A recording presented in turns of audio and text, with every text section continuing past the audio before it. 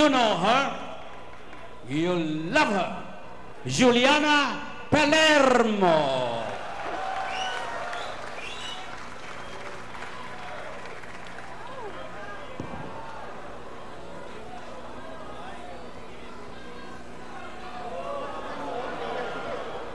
And now, the other round girl this evening, Diana Zubiri.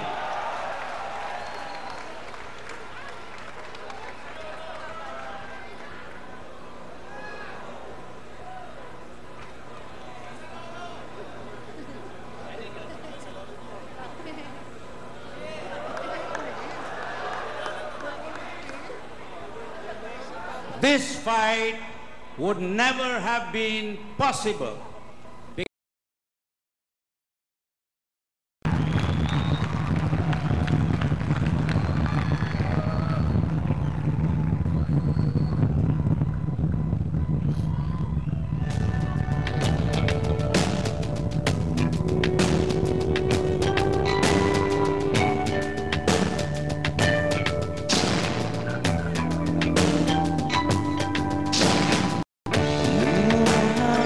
Lahat para manalo bro. Hindi ako nanalo.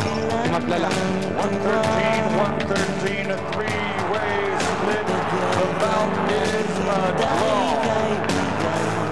Umawit ka, paabutin mo sa langit ang tamis ng sandaling ibinigay.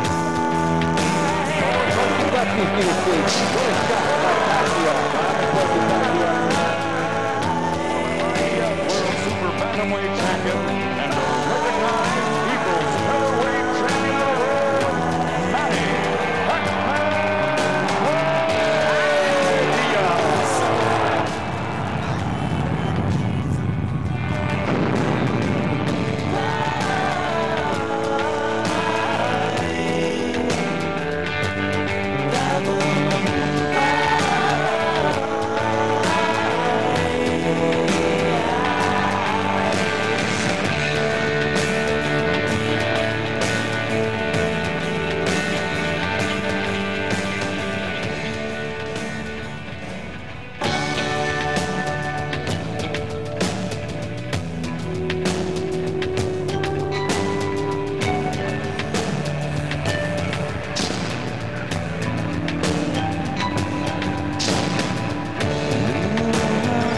Lahat para manalo bro.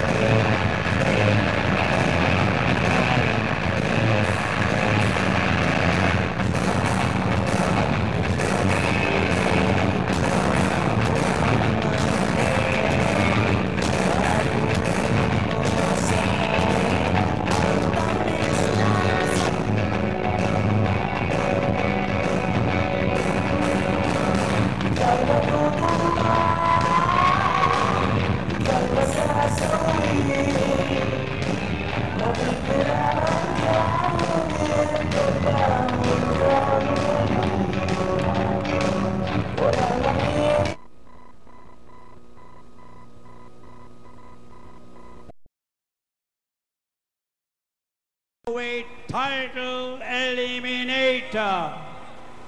Introducing first, fighting out of the blue corner, he came in at a trim 124 pounds with a record of 44 victories, 7 defeats and 1 draw, with 23 victories coming by way of knockout. He has won 29 of his last 30 fights. 22 among them were Filipino victims, most of them by knockout. The former Pan Asia Boxing Association Super Bantamweight Champion, the former WBF Bantamweight Champion, a former IBF International Bantamweight Champion, the reigning IBF Pan Pacific Super Bantamweight Champion, and now the number 6 ranked IBF featherweight contender from Ubon Ratchathani in Thailand, Fasan 3K Battery. Fasan.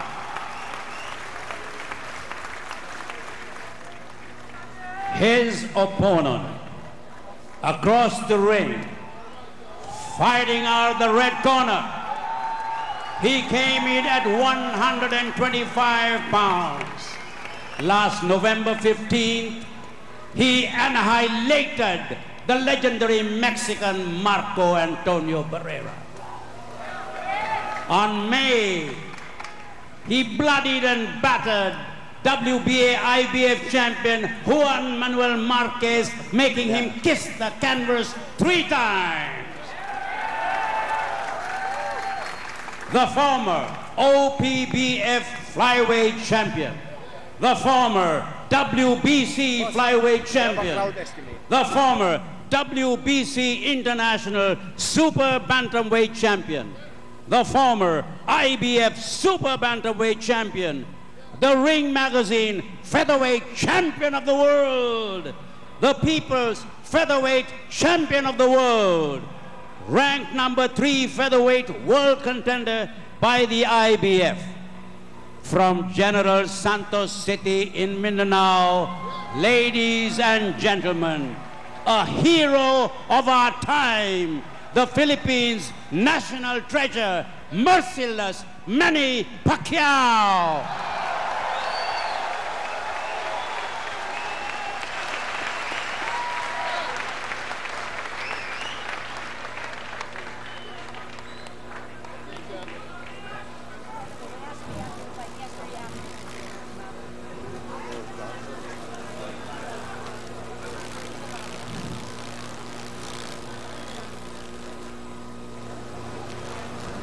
At sa wakas, magsisimula na ang matagal nating iniinay si Manny Pacquiao. Tabas na tabas ang katawan at kapansin-pansin ang bagong tattoo sa kanyang kaliwang balikat. Ito yata yung batang Red Bull na tattoo. At saka nasa patalon din yan, no? Red Bull, of course, is one of the sponsors of Manny Pacquiao sa laban na to. I have given you your instructions. Nakatattoo. Alam mo, sa Amerika ginagawa yan, nilalagay nila yung WW something sa likod, ano? But this one, they took it a step further, and now si Manny Pacquiao has that Red Bull tattoo on his left. Third man in the ring, napakinggan natin si Ferdy Estrella. Siya po isang 53-year-old referee with 8 World Championship fights under his belt as a referee. Ito yung tail of the tape natin. Makikita natin ang age. Lamang itong si Manny Pacquiao sa kabataan, at yung height, lamang si Manny, no? Makikita nyo dyan yung distinct 2.5 inches. Dito sa reach na ito, again, ang nasukat ho dito ay pamula sa dulo ng daliri hanggang sa balikat, pero makikita nyo ang advantage. Ito, kapit mga kapatid. Pareho silang kaliwete. Pareho silang kaliwete. So, neither will have an advantage of being a southpaw sa laban na to. Pareho sila, yes. Pareho silang fighting out of the yung southpaw stance. Ito si Manny Pacquiao. Pati depensa ni Manny Pacquiao, nakikita natin kinito dito, nakatago, no? Hindi niya alam kung ano itong opponent niya na ito. Again, trying to connect and trying to measure itong si Pasong Pirang. Manny Pacquiao quickly connecting. Mukhang all business si Manny dito, ha? He has Shooting always off his been, right jab. At may binanggit sa atin si Manny Pacquiao just before this fight. Sabi niya, hintayin nyo yung aking kanan. That's something that they're trying to develop together with Coach Freddy Roach. Manny Pacquiao gets nailed with the right. Itong si Pasong Pirang, meron parang isinusuntok na pabigla, ano? But Manny, nainis yata sa suntok na ibinigay sa kanya. Mukha yata nagalit si Manny. Ito na. And Pasong Pirang gets tagged by that right, Kinito. That right is hurting ito si Pasong Pirang. Hindi niya alam kung ano sinusuntok niya. Well, parang groggy na ito si Pasang, no? Very, very early in this fight. Manny Pacquiao has unloaded some of his bombs, pero si Pasang kanina nakatama din ng isang matinding suntok. Hindi nakakasigurado dito si Manny Pacquiao. Tama yung left na yung kanyang kanan na pinanjab niya, no? Basic na basic yan, sumasabay doon sa kanyang pag-step. And Manny Pacquiao now getting a measure of Pasong Pirang, now trying to go to his midsection itong si Pasong Pirang. Well, kita-kita natin dito, no? Manny's all business, at saka ang atake niya, very, very concentrated. Hindi siya masyadong gumagalaw in terms of his footwork. Wala siya masyadong footwork dito. He's letting his fists do the talking sa laban na ito with 125 to go. Ito, that's a slip. That's a slip. And Ferdy Estrella calls it wisely. It's a slip. Ito pong si Pasong Pirang lost his footing pag-atake nitong si Manny Pacquiao. Manny now, again, trying to bounce, trying to use that right, trying to set up ito si Pasong Pirang, but Pirang counters with the left-right. Mabigat yung kanan na jab ni Manny Pacquiao. No? That's a setup jab for his left hand. Parang hindi makuha ni Manny pa yung distansya ng kanyang suntok dahil ito si Pasong Pirang pumapasok din eh. Well, matibay din ito si Pasang, no? And he knows how to bob and weave. So far, it's been a defensive fight for Pasang because Manny Pacquiao has been all over him. It's a swarming attack. Ito, again, a takedown. That's a slip. Dapat siguro, yes, baka kung sa iba yun, mawawarning nga si Manny dahil tinulak niya Dalawang pababa. beses na yun. Okay, here we go once more. Etong si Pasong Pirang, lucky to survive if he survives round number Chino, 1. ang importante dito, hindi ma-frustrate si Manny, no? Even kung hindi niya mapatumba si Pasang here in this first round, he's gotta keep his wits together. Pinito. At ito, Maagang tinutugbog niya si 30-second warning mga kaibigan sa first round natin, and Pasang hindi niya alam kung saan siya, malimit sumusuntok siya. Wala na si Manny doon sa pinagsusuntokan niya. A nice right hand. Sneaked in that time. And what a round. But yung fight plan ni Pasang, parang nakikita na natin, no? Chino, nung first round, halos hindi sumuntok si Pasang. He was fighting defensively. Ang plano ni Pasang, pagurin niya si Manny Pacquiao. Yamo si Manny ang sumuntok in the first few rounds. And then Pasang, ang plano niya is to be able to start unloading mga 4 or 5 rounds kung tatagal yung laban. Ito nakikita natin ang highlights itong bakbakan na ito. Manny Pacquiao trying to tee off itong against Pasong Pirang. Hindi niya mailanding yung mga suntok niya kasi si Pirang has this tendency to move forward, sumusugod siya, thereby nawawala yung angle doon sa mga gustong punches ni Manny. That was the first slip ruled by coach, rather by itong si Ferdy Estrella, ang ating pong referee. Working the corner of Manny Pacquiao is Freddy Roach and excellent cutman na si Lenny De Jesus. That's right. This Solar Sports Special is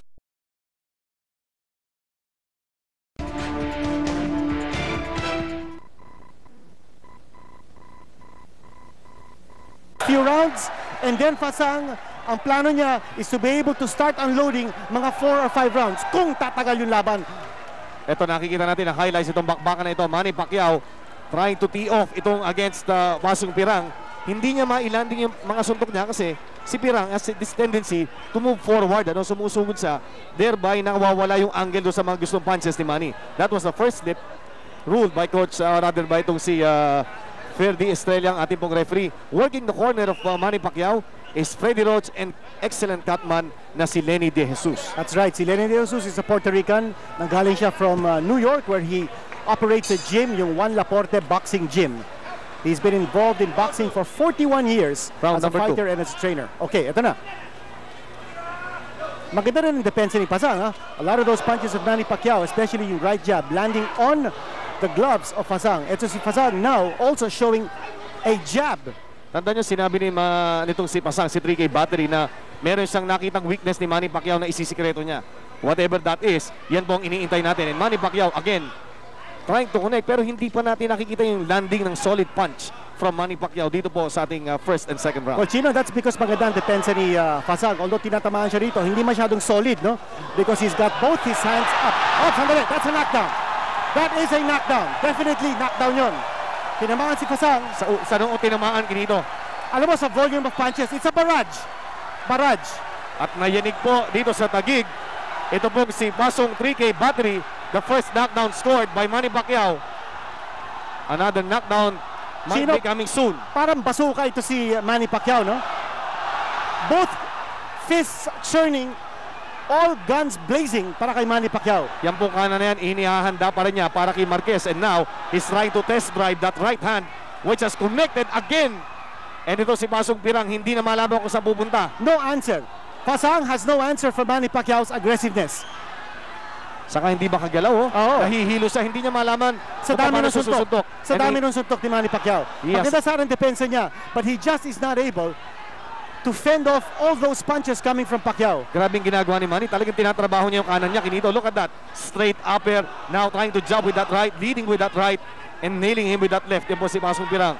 Already a knockdown has been scored in the second round. Parang hinahanap dito ni Manny is a one-punch knockout. And so far, hindi pa siya makapag-landing ng isang matinding suntok to put him down for good. Now, isang beses na bumagsak si Pasang, but Pasang is still standing. He's still fighting back. Oh!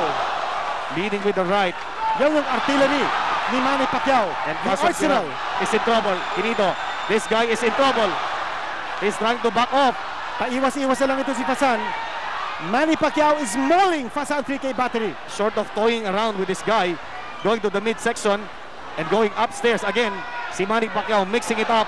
He nails him with that right of his. Alam mo, He goes to the body. Grabe ang variety, Kinito. You have to give it to Pasang, ha? He's very courageous.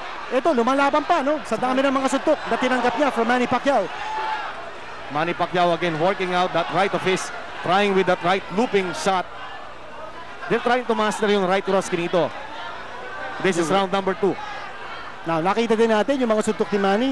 Hindi lang sa mukha, kundi sa tagiliran din, no? The side of the body. 10-second warning. Pasang looks like he's going to survive his second round assault. Bumagsak siya in this round. And end of the second round. And we might say na ito si Pasong Pirang, whether he's lucky to have survived the second round or whether he is truly a durable fighter, Kinito. This Solar Sports Special is presented to you by This is the Second round knockout scored. highlights. Tama yung kanan tumama. Right hand, yes. That was the right hand. Again, the right to And the forehead, oh. Kinito. And that staggered and sent ito pong si Pasong Pirang. Pero combination niya, makikita nyo ulit, yung jab, which looks like more of a straight. And then, ayun, Yung tumama narinig, yung left, yes. nayanig. Pero yung nakapag-set up doon, yung dalawang kanan ni Manny Pacquiao. That is what he's been working at. Yung kanyang kanan. He wants to be a two-fisted fighter in preparation for Marquez, Morales, and Barrera. But first, He must ito, hurdle. he's got to be able to take care of Fasang Pasong 3K battery. Ito, back dito sa ating bout. Round number 3. Manny Pacquiao trying to measure. Ito si Pasong Pirang with his right lead. Going up and down. Manny Pacquiao nails him with the left. Ito si Pasong Pirang. Got nailed, Kinito. Well, he got rocked that time. Pero matibay, Kinito. Nakikita ko. Nasasalo niya yung mga suntok. Now, whether he's able to withstand the punishment. Oo, Chino, parang pinasusuntok Ayun na niya naman. lang si Manny. But here is Fasang absorbing a lot of punishment. And Manny Pacquiao getting a good workout dito sa first 2 rounds. Oh, talaga. At sabi ni Manny, "Olika, suntukin mo ako." Para makatikim din ako, sabi niya. Saka kanina kagulat-gulat, Kinito. Nakita ko si Manny na doon sa pre-fight tradition, yung tradition na pre-fight, no? Nakangiti. Nakatawa si Manny Pacquiao. Very May loose siya. ngingitian He was very loose before this fight. Very, very confident. At ito, tinatamaan na naman ng kanan ni Manny Pacquiao. Very slippery din ito si Fasang. Magalaw. Yung pinapractice niya, no? Right straight, tingnan mo. Titignan natin maigi, no? Yung left, or rather that right hand that they're trying to work at. Ito pong corner ni Manny Pacquiao, led by, of course, Coach Freddie Rhodes. Pasundot-sundot lang Pero si parang Fasang. straight na siya, no? Kasi gusto nila, maturuan ito si Manny Pacquiao ng parang style ni Larry Holmes na yung kanan na jab, parang straight na halos. Exactly. Yan parang nakikita natin. No? Yung jab ni Manny Pacquiao na kanan, parang panakaut na din yun eh. It has a lot of power. Hindi lang pag-setup, no? Although he could also be a setup for his left hand or yung combination right, left, right. Eto, bumabalik si Fasang. Again, yung sinabi ko kanina, no? Manny should not be frustrated na hindi pa niya napapatulog itong kalaban niya, no? Grabe yung Malayo pa kanan, to. It's a 12-rounder. Pero matibay itong Fasang. He has been able to take a lot of those punches. He went down once in round number 2. Trying that right upper ngayon. But Manny gets tagged with that left by Pasong Pirang. Both fighters again fighting out of the southpaw stance. No, ayun, tumama si Manny Pacquiao with that left lead. Overhand left. Well, one thing we have to also watch is baka naman masunog ito si Manny, no? Sa dami ng mga suntok na binibitawan niya sa laban na ito. He's got to pace himself. Scheduled for 12 ito. Matibay ang kanyang kalaban. Pero sinabi kanina, Kinito, narinig natin, sabi ni Coach Freddie Rhodes, if we have to go 12, then so be it. Ano? Oo. Yan ang sinasabi nila sa kondisyon ni si Manny dahil maraming nagdududa sa kondisyon itong si Manny Pacquiao. But Coach Freddie Rhodes said, I guarantee you, if we have to go 12, we will go 12. Meron lang kong konting, nako, ito na, under 5 seconds at hilong-hilo si Pasong Pirang. Yes, he's groggy. He got staggered. Again, he will be lucky. Pero He went down. bibilangan He yan, went bibilangan down. yan. Yes, tama yun. Walang fighter to be saved after the bell and another knockdown scored by Manny Pacquiao. Pero as the dapat- third round ended. Dapat si referee Estrella continue the count. You have to continue the count. Although he got up, may mandatory 8 count yun. Bumagsak. this so Hindi natatagal ito. Yung hindi ko pa nakikita, yung sustained attack ni Manny Pacquiao sa katawan. It's been all head so far. At wala pa tayong nakikitang assault by Manny Pacquiao sa katawan ni Fasan 3K battery. Saka pansin mo yung kaliwa niya, bihira niyang binibitawan. Pag napadikit lang siya, but it's all been the right doing the work. Sabi kasi ni Manny Pacquiao kanina, abangan niyo yung kanan ko, and really that right, he is trying to work at that so hard. At ito po, inuulit mo namin in preparation for that big one on February 26. He is set to meet Manuel Marquez in a rematch, but he has first to finish off this assignment of his. Round number 3, or round number 4. Nakita natin yung Chino, no? Yung right hand ni Manny turned the legs ni Fasan robbery. Towards the end of that round, bumagsak siya. And I thought that was a legitimate knockdown. It was, kaya nga magaling ang basa ni Freddy Estrella na ito ay isang knockdown at the end of the round at the bell ito. Again, no fighter can be safe after the bell. And Pirang, ito na, alam na ni Manny kung anong gusto niya. Manny has gotten his range but he gets nailed with the left. Manny comes back with that looping right. Alam mo, very loose na din ang defense ni Manny at this point, ha? Kung meron pang ibubuga ito si Fasan, dapat ipakita niya ngayon because here's an opportunity for him. Manny is fighting very loose, very confident. Napabagsak na niya na 2 beses ang kanyang kalaban. Meron nagsasabi, baka naman si Manny kargahin itong si Pasong Pirang. Again, hindi po uso yan, ano? Ayaw natin i-risk yan. And Manny Pacquiao now, ang sabi nga ng mga kanong dito, oh yes! One punch! The left hand! The left hand. Left hand! That left upper, Kinito. Parang upper yun. It's an upper left hand. That nail. This is the 3rd knockdown scored in this bout by Manny Pacquiao against Pasong Pirang. At sabi ni Fasan, okay, lalaban pa ako.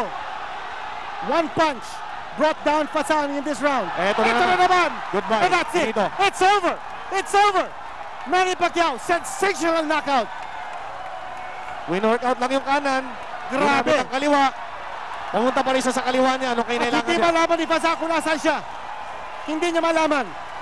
At hindi niya nakita kung saan ang galing yung suntok ni Manny Pacquiao. What a sensational knockout victory. And listen to that crowd, Kinito. Manny Pacquiao, 4 rounds. Knockout victory. At ito na, ang statement ni Manny Pacquiao. Juan Manuel Marquez, maghanda ka na. Ayan ang mami ni Manny, yes. Kinito. Ang mami niya si Si Jonisha. Aling Jonisha. We rarely see her. Nandirito. Ito ang rare appearance ni ni Mami Manny. Well, si Manny Pacquiao is the second of 4 children. Ito, panoorin natin. Ang ganda Kinito nung kaliwa. tinago niya ng kanan and then the upper of that left that sent itong Pasong Pirang kissing the canvas. At ito na naman. Ito na naman. Grabe, ang ganda Kinito. Nakatago Parang sa kanan. uppercut na cross na hindi mo maintindihan, but it was a left hand that brought Fasan down. 2 beses siyang bumagsak dito sa ating 4th round. Ito, panurin ulit natin. One of the knockdowns scored here by Manny Pacquiao. Tingnan mo, pepekayin niya ng kanan. Ito yung kanan. Tapos ito na, pag nakita niya magtatago sa kanan, uli, ayan, napepeke ng kanan. And look at that left. Ang ganda ng timing Kinito. At nakita mo, no? Yung 2 paa, umangat. Umangat yung 2 paa from the canvas. Bihira natin nakikita yan. Mamaya babalikan natin yung angle just to show you how excellent that form of Manny Pacquiao was when he delivered that. Ang ganda at saka nun. yung power. Umangat yung 2 paa from the canvas, and you rarely see that in a boxing fight, not unless you see a Mike Tyson inside the ring. Mamaya ho, power. babalikan natin and we will try to dissect yung form ni Manny Pacquiao that floored Pasong Pirang in the 4th round of this scheduled 412. Ang yanig sa tagig, naging banig sa tagig. Mga kaibigan, magbabalik po ang ating Solar Sports Special dito.